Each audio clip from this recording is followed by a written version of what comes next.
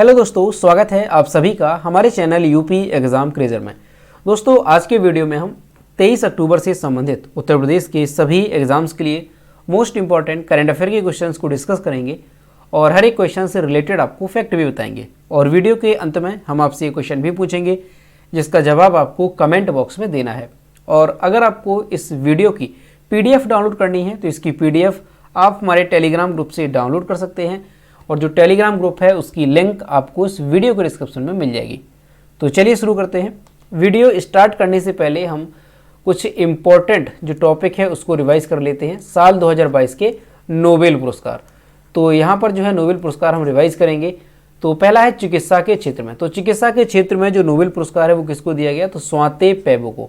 भौतिकी की अगर हम बात करें तो भौतिकी के क्षेत्र में जो नोबेल पुरस्कार है वो एलन एस्पेक्ट को, जॉन F क्लोजर को और एंटोन जेलिंगर को। तीनों नाम याद रखेंगे भौतिकी के क्षेत्र में। रसायन की अगर हम बात करें तो रसायन के क्षेत्र में कैरोलिन बटोरजी, के बेरी शार्पलेस और मोर्टन मेल्डल को। साहित्य की अगर हम बात करते हैं तो साहित्य के क्षेत्र में मिला है एनी एनॉक्स को। शांति की अगर हम बात करें तो शांति के क्षेत्र में LS बालियात्स्की। रूसी मानवाधिकार संगठन है मेमोरियल और यूक्रेनी मानवाधिकार संगठन है सेंटर फॉर सिविल लिबर्टीज। तो ये जो है शांति के क्षेत्र में नोबेल पुरस्कार दिया गया। अर्थशास्त्री अगर हम बात करते हैं तो अर्थशास्त्र के क्षेत्र में Ben S बर्नानके, Douglas W diamond और फिलिप H डाइवेबिक। तो इनको जो है दिया गया है अर्थशास्त्र के क्षेत्र में, यानी कि इकोनॉमिक्स के क्षेत्र में। तो ये सभी नोबेल पुरस्कार अच्छे से याद रखेंगे, वेरी इंपॉर्टेंट ये टॉपिक है।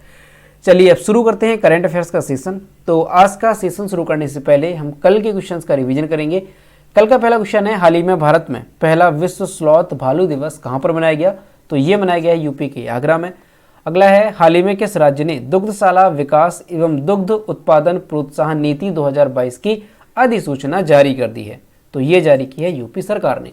दोस्तों, उत्तर प्रदेश करंट अफेयर की लास्ट 8 मंथ की अगर आपको PDF ई बुक डाउनलोड करनी है तो इसकी लिंक आपको वीडियो के डिस्क्रिप्शन में मिल जाएगी, वहाँ से आप इसकी PDF ई बुक डाउनलोड कर सकते हैं। इसके साथ ही अगर आपको monthly Uttar Pradesh current affair की PDF ई बुक डाउनलोड करनी है तो उसकी लिंक भी आपको वीडियो के डिस्क्रिप्शन में मिल जाएगी।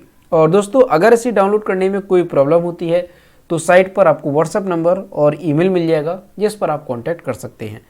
अगला क्वेश्चन है, उत्तर प्रदेश में कहाँ पर पहला सोलर चार्जिंग स्टेशन लगाया गया है? इसका जो करेक्ट आंसर है वो है ऑप्शन नंबर C, कानपुर में। अगला है, हाल ही में किस बीमा कंपनी ने धन वर्षा नाम की जो योजना है वो शुरू की है? ये शुरू की है LIC ने। अगला है, 5वें खेलो इंडिया यूथ गेम्स 2022 का आयोजन किस राज्य में किया जाएगा? तो इसका जो आयोजन है वो किया जाएगा मध्य प्रदेश में। अगला है, किस राज्य ने सबसे अधिक प्रदूषण फैलाने वाली औद्योगिक इकाइयों को सूचीबद्ध करने वाली एक वेबसाइट शुरू की है? तो ये जो वेबसाइट है वो शुरू की है झारखंड ने। ऑप्शन नंबर D इसका करेक्ट हो जाएगा। अगला है, इसरो यानी कि Indian space research organisation, ISRO. तो इसरो जो है ये किस वर्ष चंद्रयान 3 लॉन्च करने की योजना बना रहा है? तो ऑप्शन नंबर A करेक्ट होगा, साल 2023 में। अगला है, संयुक्त राज्य अमेरिका के किस शहर ने वर्ष 2023 से दिवाली पर पब्लिक स्कूल हॉलीडे की घोषणा की है?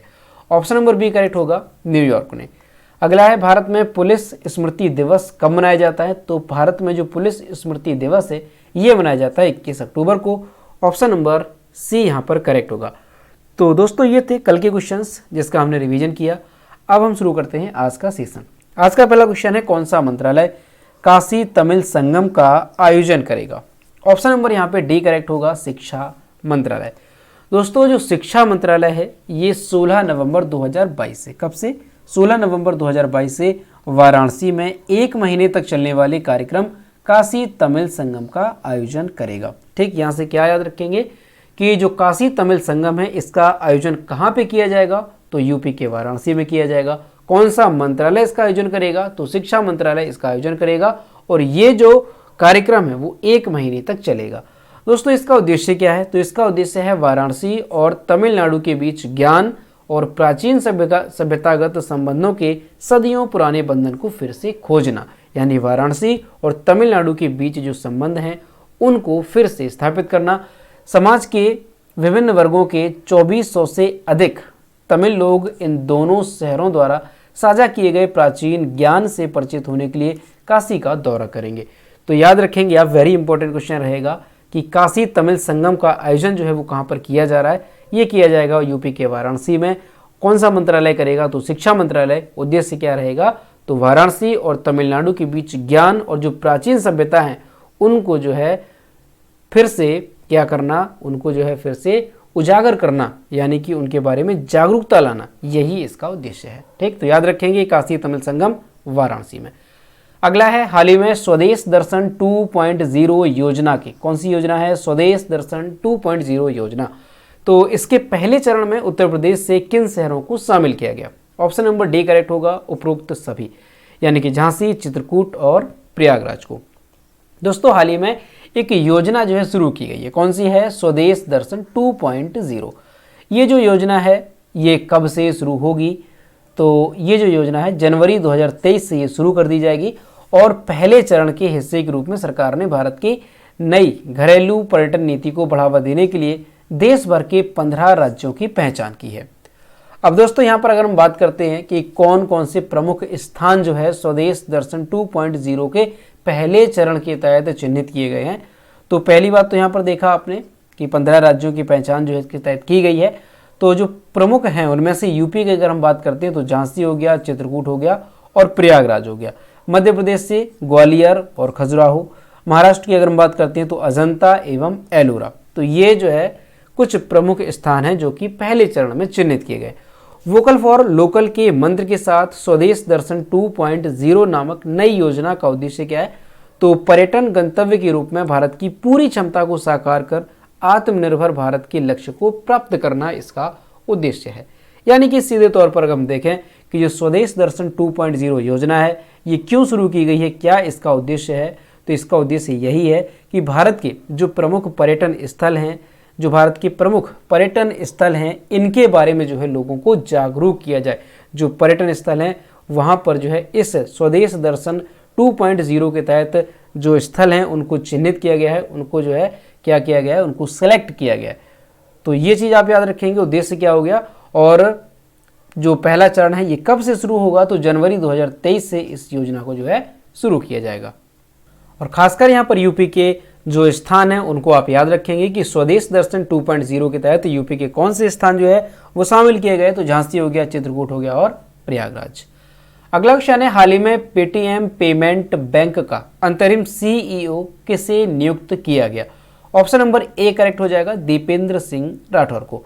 दोस्तों जो पेटीएम पेमेंट्स बैंक है इसका जो अंतरिम सीईओ है यानी मुख्य उत्पाद और प्रौद्योगिकी अधिकारी के रूप में, इसके अलावा अंतरिम मुख्य कार्यकारी अधिकारी यानी सीईओ के रूप में किसको नियुक्त किया गया, तो दीपेंद्र सिंह राठौर को।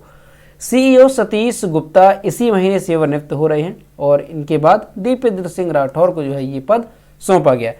दोस्तों पेटीएम पेमेंट्स बैंक एक भारतीय भुगतान बैंक है जिसकी स्थापना साल 2015 में हुई थी और इसका मुख्यालय कहाँ पे है, तो यूपी के नोएडा में इसका मुख्यालय है।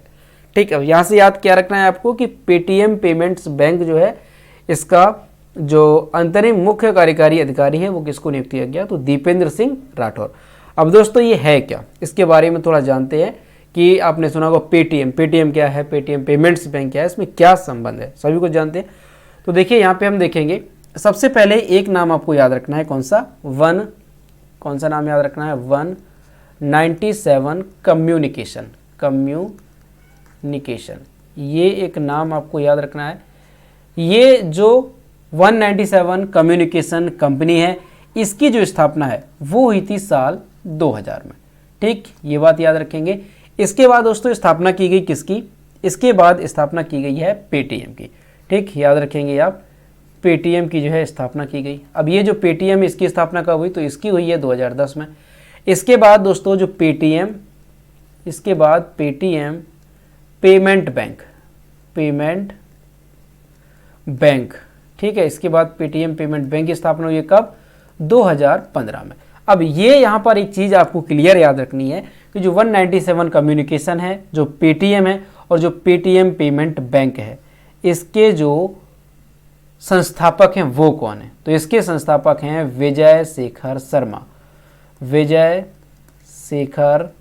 शर्मा। इनका नाम आप लोगों ने जरूर सुना होगा कि जो पेटीएम है इसके संस्थापक कौन है, तो विजय शेखर शर्मा। तो जो विजय शेखर शर्मा ये 197 जो कम्युनिकेशन कंपनी है 2000 में स्थापित हुई थी, उसके भी ये संस्थापक हैं। पेटीएम पेमेंट बैंक, इसके भी ये संस्थापक हैं। तो अब यहाँ पर आपको क्लियर हुआ होगा कि ये तीनों कंपनी के जो संस्थापक हैं वो है विजय शेखर शर्मा, और जो 197 कम्युनिकेशन है, ये जो पेटीएम है इसकी ये मूल कंपनी है। ठीक, तो अब यहाँ से आपको क्लियर हुआ होगा। आगे बढ़ते हैं। अगला क्वेश्चन है, हाल ही में किस देश की प्रधानमंत्री लिज ट्रस ने इस्तीफा दिया है? ऑप्शन नंबर सी करेक्ट हो जाएगा, ब्रिटेन की। दोस्तों, जो ब्रिटेन की प्रधानमंत्री हाल ही में बनी थी, आपको याद होगा, लिज ट्रस। तो ये जो है इन्होंने क्या कर दिया है, अपने पद से इस्तीफा दे दिया है। 20 अक्टूबर 2022 को इन्होंने अपनी नियुक्ति के 6 सप्ताह बाद, कितने 6 सप्ताह बाद ही जो है इस्तीफा दे दिया है प्रधानमंत्री के पद से। जो लिज ट्रस है, इन्होंने ये स्वीकार किया है कि वो अपने वादों को पूरा नहीं कर सकी और अपनी पार्टी का विश्वास ये खो चुकी हैं। दोस्तों, ये जो लिज ट्रस है, ये 6 सितंबर 2022 को ब्रिटेन की प्रधानमंत्री बनी थी, और अभी जो है इन्होंने 20 अक्टूबर 2022 को अपने पद से इस्तीफा दे दिया। और इसके साथ ही क्या एक रिकॉर्ड इनके नाम पर बना है, वो बात भी याद रखें, काफ़ी इंपॉर्टेंट है, कि जो लिज ट्रस हैं, ये ब्रिटिश इतिहास में सबसे कम समय तक कार्य करने वाली प्रधानमंत्री बन गई हैं, और इन्होंने केवल 45 दिनों तक कार्य किया है प्रधानमंत्री के रूप में। ठीक, तो यहाँ से सारी बातें याद रखेंगे। अगर आपसे पूछ लिया जाता है कि हाल ही में ब्रिटेन की कौन प्रधानमंत्री थी जिन्होंने इस्तीफा दे दिया है, तो लिज ट्रस, या ये पूछा जाए कि ब्रिटेन में सबसे कम समय तक प्रधानमंत्री के तौर पर रहने वाला कौन है, तो ये हैं लिज ट्रस, जो कि केवल 45 दिनों तक रही हैं। दोस्तों, अब यहाँ पर हम ब्रिटेन की बात करेंगे, तो ब्रिटेन से संबंधित आपको याद रखना है कि ब्रिटेन की राजधानी क्या है। तो ब्रिटेन की कैपिटल है लंदन। ब्रिटेन को ही जो है यूके कहा जाता है, यूनाइटेड किंगडम, इस बात को भी याद रखेंगे। तो इसकी कैपिटल क्या हो गई, लंदन। और ब्रिटेन की जो करेंसी है वो क्या है, तो पाउंड स्टर्लिंग, ये जो है ब्रिटेन या यूनाइटेड किंगडम की करेंसी है। अगला क्वेश्चन है, भारत और किस देश की सेना ने टाइगर ट्रम्फ मानवीय सहायता अभ्यास किया है? ऑप्शन नंबर ए करेक्ट हो जाएगा, अमेरिका ने। दोस्तों, भारत और अमेरिका की जो सेना है, तो दोनों सेनाओं ने दोनों देशों के बीच बढ़ते रणनीतिक सहयोग के तहत विशाखापत्तनम में 3 दिवसीय संयुक्त मानवीय सहायता अभ्यास टाइगर ट्रम्फ का जो है क्या किया है, अभ्यास किया है। अमेरिकी सेना की ओर से जारी एक बयान के अनुसार इस सप्ताह का टाइगर ट्रम्फ अभ्यास क्षेत्र में आपदा राहत के समन्वय के लिए भारतीय और अमेरिकी सेनाओं के बीच किया गया दूसरा अभ्यास था। जो पहला टाइगर ट्रम्फ अभ्यास है, ये जो है कहाँ पर आयोजित किया गया था, तो ये भी विशाखापत्तनम में ही आयोजित किया गया था। और कब, तो नवंबर 2019 में ये आयोजित हुआ था और 9 दिनों तक ये अभ्यास चला था। ठीक, तो अब चीज़ यहाँ से याद रखेंगे। अगर पूछा जाता है टाइगर ट्रम्फ जो एक मानवीय सहायता अभ्यास है, किन 2 देशों के बीच आयोजित किया जाता है, तो भारत और अमेरिका के बीच पहली बार आयोजित हुआ था नवंबर 2019 में, और दूसरी बार आयोजित अभी जो है ये हुआ है।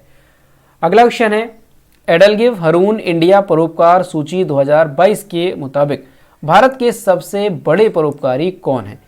तो भारत के जो सबसे बड़े परोपकारी रहे हैं वो रहे हैं कौन? नाम याद रखेंगे आप, शिव नादर का। ऑप्शन नंबर डी यहाँ पर करेक्ट होगा, और यहाँ आप इनकी इमेज देख सकते हैं। दोस्तों, सूचना प्रौद्योगिकी कंपनी HCL का आपने नाम सुना होगा, तो HCL के संस्थापक हैं शिव नादर। तो ये जो है अभी जो रिपोर्ट जारी की गई है उसके अनुसार ये भारत के सबसे बड़े परोपकारी बनकर के उभरे हैं। दोस्तों, इन्होंने 1161 करोड़ रुपए का जो है दान दिया है एक साल में। ठीक है, 1161 करोड़ रुपए के वार्षिक दान के साथ ये देश के सबसे बड़े परोपकारी बन गए हैं। एडलगिव हरून इंडिया परोपकार सूची 2022 के अनुसार जो शिव नाडर हैं, इन्होंने प्रतिदिन 3 करोड़ रुपए का इन्होंने दान किया है। IT कंपनी विप्रो के जो 77 वर्षीय अजीम प्रेमजी हैं, ये पिछले 2 वर्षों से लगातार शीर्ष स्थान पर थे। किस मामले में, तो परोपकारी के मामले में, लेकिन इस साल ये दूसरे स्थान पर खिसक गए हैं और उन्होंने 484 करोड़ रुपए वार्षिक दान किया है। भारत की जो सबसे अमीर व्यक्ति हैं गौतम अडानी, वो इस सूची में 7वें स्थान पर हैं। उन्होंने पूरे साल में 190 करोड़ रुपए का दान दिया है। इसके अलावा एक नाम याद रखेंगे, महिलाओं की अगर हम बात करते हैं कि सबसे उदार महिला या सबसे ज़्यादा दान करने वाली महिला कौन सी रही, तो 120 करोड़ रुपए दान दिया है इन्होंने, और 63 वर्षीय हैं रोहिणी नीलेकणी। ये जो है देश की सबसे उदार महिला परोपकारी रही इस सूची के अनुसार। ठीक, तो यहाँ से आपको सारी बातें याद रखनी है। किसने ये परोपकारी सूची जारी की है, तो एडलगिव हरून इंडिया परोपकारी सूची 2022 है। इसके अनुसार कौन जो है देश का सबसे बड़ा परोपकारी रहा, तो वो है शिव नादर। इन्होंने 1161 करोड़ रुपए का सालाना दान किया है। अगला क्वेश्चन है, कौन सी योजना विश्व की सबसे बड़ी योजना बन गई है जिसके तहत 1.23 करोड़ घरों को पहले ही स्वीकृत किया जा चुका है? ऑप्शन नंबर ए करेक्ट हो जाएगा, प्रधानमंत्री आवास योजना। दोस्तों, प्रधानमंत्री आवास योजना शहरी यानी कि PMAYU यानी कि अर्बन के तहत जो है लगभग 1.23 करोड़ घरों को पहले ही स्वीकृत किया जा चुका है और यह विश्व की सबसे बड़ी आवास योजना के रूप में उभरी है। ठीक, तो याद रखेंगे कि अगर पूछा जाता है विश्व की सबसे बड़ी आवास योजना के रूप में कौन सी योजना है, तो यह है हमारे देश की प्रधानमंत्री आवास योजना शहरी। अगला क्वेश्चन है, देश की सबसे बड़ी फिक्स्ड लाइन सेवा प्रदाता कंपनी कौन सी बनी? तो ये बन गई है रिलायंस जियो। ऑप्शन नंबर बी इसका करेक्ट हो जाएगा। दोस्तों, निजी जो दूरसंचार कंपनी है रिलायंस जियो, इसके नाम पर एक रिकॉर्ड बन गया। ये जो है देश की सबसे बड़ी कंपनी बन गई है किस मामले में? फिक्स्ड लाइन सेवा प्रदान करने के मामले में। दोस्तों, अभी क्या है, अभी तक जो हमारे देश की सबसे बड़ी कंपनी थी फिक्स्ड लाइन सेवा प्रदान करने वाली में, तो वो तो थी BSNL। यहाँ पर आप देखेंगे जो रिलायंस जियो है ये अगस्त में सार्वजनिक क्षेत्र की भारत संचार निगम लिमिटेड यानी कि BSNL को पछाड़ करके फिक्स्ड लाइन सेवा प्रदान करने वाली देश की सबसे बड़ी कंपनी बन गई है। किसको पीछे छोड़ करके? BSNL को। अभी तक ये जो रिकॉर्ड है ये था BSNL के नाम, लेकिन अभी जो है BSNL पीछे हो गया। देश में दूरसंचार सेवाओं की शुरुआत के बाद पहली बार किसी निजी कंपनी ने वायरलाइन श्रेणी में पहला स्थान हासिल किया है। भारतीय दूरसंचार विनियामक प्राधिकरण यानी कि ट्राई की तरफ से मंगलवार को जारी ग्राहक रिपोर्ट के अनुसार अगस्त में जियो के वायरलाइन ग्राहकों की संख्या 73.52 लाख पहुंच गई, जबकि जो BSNL है इसके ग्राहक कितने हैं? तो भाई इसके जो ग्राहक हैं वो हैं 71.32 लाख। ठीक, अब यहाँ पर आपको क्या समझ में आया कि देश की जो सबसे बड़ी कंपनी है वो फिक्स्ड लाइन सेवा प्रदान करने वाली में कौन सी बन गई है? तो ये बन गई है रिलायंस जियो। यहाँ पर याद रखेंगे क्या बात की जा रही है? फिक्स्ड लाइन सेवा प्रदान करने वाली कंपनी। ठीक है, यानी कि लाइन जो BSNL है, जो इसका वायर लाइन के तहत कनेक्शन लिया जाता है, उस मामले में यहाँ पे बात की जा रही है। तो अभी तक BSNL के नाम पर था, लेकिन अभी जो है रिलायंस ये जो है नंबर 1 पे आ गई है। दोस्तों, जो BSNL है ये जो है पिछले 22 वर्षों से, कितने वर्षों से? पिछले 22 वर्षों से देश में अपनी सेवाएं दे रही है, जबकि जो रिलायंस जियो है इसे आए हुए केवल 3 साल हुए और 3 साल में ही जो है ये नंबर 1 पे आ गई है। ठीक, तो यहाँ से याद रखेंगे आप, अगर पूछा जाता है फिक्स्ड लाइन सेवा प्रदान करने वाली कंपनी में जो है सबसे बड़ी कंपनी इंडिया की कौन बन गई है, तो ये बन गई है दूरसंचार कंपनी में रिलायंस जियो। अगला क्वेश्चन है, हाल ही में PM मोदी ने मिशन लाइफ मूवमेंट का शुभारंभ कहां पर किया? ऑप्शन नंबर बी करेक्ट होगा, केवड़िया गुजरात में। प्रधानमंत्री नरेंद्र मोदी 2 दिवसीय दौरे को लेकर गुजरात में हैं और इसी दौरान उन्होंने गुजरात के केवड़िया में मिशन लाइफ का शुभारंभ किया।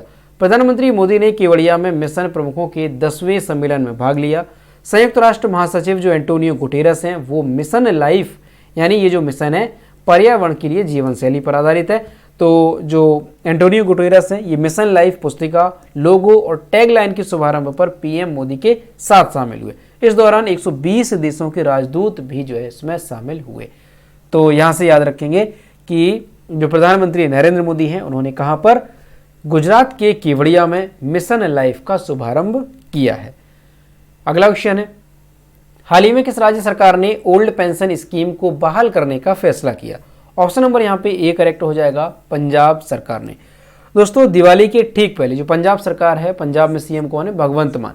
इन्होंने जो है कर्मचारियों के लिए ओल्ड पेंशन स्कीम को बहाल करने का फैसला किया है। इसके साथ ही उन्होंने कर्मचारियों और पेंशन भोगियों को 6% DA यानी कि डियरनेस अलावेंस के भुगतान को भी मंजूरी दे दी है और ये जो है 1 अक्टूबर 2022 से लागू हो जाएगा। दोस्तों, पंजाब के पहले अगर हम बात करें कि कौन कौन से राज्य हैं जहां पर ओल्ड पेंशन स्कीम को लागू कर दिया गया, तो पहले यहां पर हम ये समझेंगे कि ओल्ड पेंशन स्कीम है क्या और जो NPS से न्यू पेंशन स्कीम ये क्या है। दोस्तों, दरअसल क्या है, जो ओल्ड पेंशन स्कीम है इसके तहत क्या होता था? इसके तहत ये था कि जो भी कर्मचारी जब वो रिटायरमेंट होगा तो उसकी जो सैलरी होगी तो उसकी आधी सैलरी उसको जो है पेंशन के तौर पर दी जाती है। ये थी ओल्ड पेंशन स्कीम। लेकिन अभी क्या हुआ कि सारे राज्यों में जो है ये पेंशन बंद कर दी गई, ओल्ड पेंशन स्कीम, और उसके बाद जो है कुछ राज्यों में ये पेंशन शुरू की जा रही है, ओल्ड पेंशन स्कीम। इसके जगह पर एनपीएस शुरू किया गया, न्यू पेंशन स्कीम, और उसके तहत जो है अलग प्रावधान है, ठीक है। और इसके तहत ना कोई ये निश्चित है कि आपको कितना रुपए दिया जाएगा। जैसे पहले क्या था कि जो ओल्ड पेंशन स्कीम है उसमें आपको जितनी सैलरी पे जो कर्मचारी है वो रिटायरमेंट होगा उसकी आधी पेंशन मिलेगी। लेकिन यहाँ पर ऐसा कोई भी न्यू पेंशन स्कीम में कोई प्रावधान नहीं है कि कितना आपको सैलरी दिया जाएगा। तो इसके चलते जो है काफ़ी ज़्यादा विरोध भी होता है, आप सभी लोग जानते होंगे। तो अभी जो है पंजाब ने ये घोषणा कर दी है, भगवंत मान सरकार ने, कि ओल्ड पेंशन स्कीम जो है पंजाब में लागू कर दी गई है। और पंजाब के पहले की अगर हम बात करें तो राजस्थान ने भी इसको लागू कर दिया, छत्तीसगढ़ ने किया है, झारखंड ने किया है। तो ये जो राज्य हैं इन्होंने क्या कर दिया है, ओल्ड पेंशन स्कीम को लागू कर दिया है। और इसके अलावा भी जैसे पश्चिम बंगाल हो गया, वहाँ पर पहले से ही जो ओल्ड पेंशन स्कीम है वो लागू है। तो इस तरह से आप देख सकते हैं कई सारे राज्य हैं जहाँ पर ओल्ड पेंशन स्कीम को लागू कर दिया गया। लेकिन हमारी यूपी में अभी जो है ओल्ड पेंशन स्कीम बंद है, इसको लेकर के अभी कोई बात नहीं की गई है, ठीक। तो ये चीज़ याद रखेंगे, पंजाब ने अभी जो है ओल्ड पेंशन स्कीम को लागू कर दिया है। तो दोस्तों ये थे 23 अक्टूबर से संबंधित उत्तर प्रदेश के सभी एग्जाम्स के लिए मोस्ट इंपॉर्टेंट करंट अफेयर के क्वेश्चन जो कि हमने डिस्कस किए। अब हम देखते हैं कल की वीडियो को क्वेश्चन जो हमने आपसे पूछा था। तो ये है कल की वीडियो को क्वेश्चन जो हमने आपसे पूछा था कि एशिया के सबसे बड़े कंप्रेस्ड बायोगैस प्लांट का उद्घाटन किस राज्य में किया गया है। तो इसका जो करेक्ट आंसर है वो है ऑप्शन नंबर सी, करेक्ट हो जाएगा पंजाब। और इसका जो आंसर है वो लगभग सभी स्टूडेंट्स ने सही किया। और मैं आपसे हर रोज़ कहता हूँ कि जो भी क्वेश्चन आपसे पूछा जाए तो सभी लोग क्वेश्चन का आंसर जरूर किया करो। ये है आज का क्वेश्चन, बहुआयामी गरीबी सूचकांक 2022 के अनुसार दुनिया में सबसे ज़्यादा गरीब लोग किस देश में हैं। इसका जो भी करेक्ट आंसर है वो आपको कमेंट बॉक्स में बताना है। और दोस्तों सभी लोग क्वेश्चन का आंसर जरूर किया करो। तो दोस्तों आज का वीडियो कैसा लगा, अगर वीडियो पसंद आया है तो इसे लाइक करें, अपने दोस्तों के साथ शेयर करें, और अगर अभी तक हमारे चैनल पर नए हैं तो चैनल को सब्सक्राइब करना ना भूलें। साथ ही बेल आइकन को भी प्रेस करें ताकि टाइम टू टाइम नोटिफिकेशन आप तक पहुंचता रहे। तो मिलते हैं नेक्स्ट वीडियो में। Thank you.